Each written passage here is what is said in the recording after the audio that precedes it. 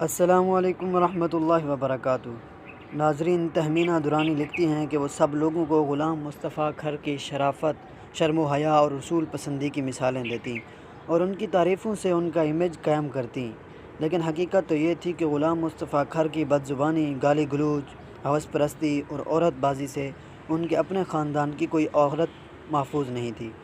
سابق گورنر پنجاب غلام مصطفیٰ کھر نے اپنی سالی یعنی تہمینہ درانی کی چھوٹی بہن عدیلہ کو بھی اپنے جال میں پھنسا کر اس سے ناجائز تعلقات قائم کر لیے۔ تہمینہ درانی لکھتی ہیں کہ وہ دونوں کے مابین فون پر ہونے والی گفتگو کو وہ خود ایکسٹیشن سے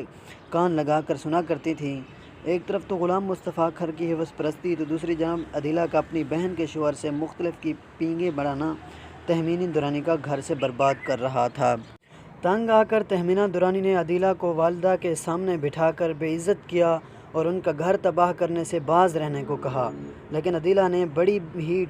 ڈھٹائی اور بے باکی کے ساتھ اپنی بہن کی کوئی بات سننے اور ماننے سے انکار کر دیا،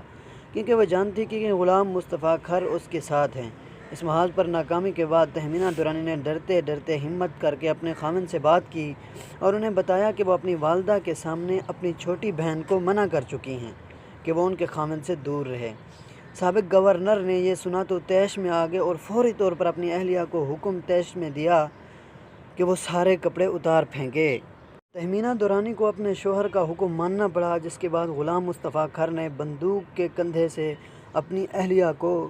برہنہ حالت میں پیٹ ڈالا۔